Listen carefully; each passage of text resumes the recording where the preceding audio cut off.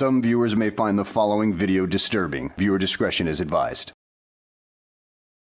You know, the universal church doesn't exist. You guys ever heard of the universal church? Well, all believers are part of this universal invisible church.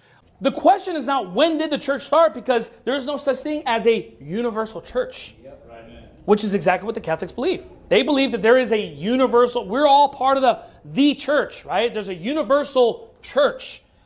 I pledge allegiance to Jesus. I pledge allegiance to you know what nation I'll pledge to? I'll pledge allegiance to the nation that's made up of all believers. Amen. You know, the commonwealth of spiritual Israel. There's no such thing as a universal church. That's made up of all believers. There's no such thing as a universal church. I want to point out, you know, we don't believe at our church in this idea of a universal church made up of all believers. I'll pledge allegiance to the nation that's made up of all believers. Universal church made up of all believers. We don't believe in a universal church. You know, the commonwealth of spiritual Israel.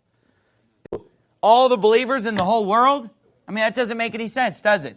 But that's what these universal church people believe. But a lot of people have this idea of a universal church. But see, this is what people are teaching now. People teach this doctrine that's called the universal church doctrine.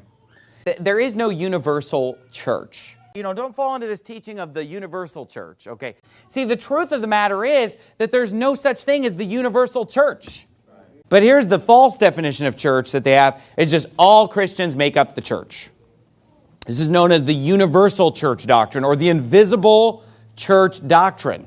I don't believe in the invisible church or the universal church. You know what nation I'll pledge to? I'll pledge allegiance to the nation that's made up of all believers. You know, the commonwealth of spiritual Israel.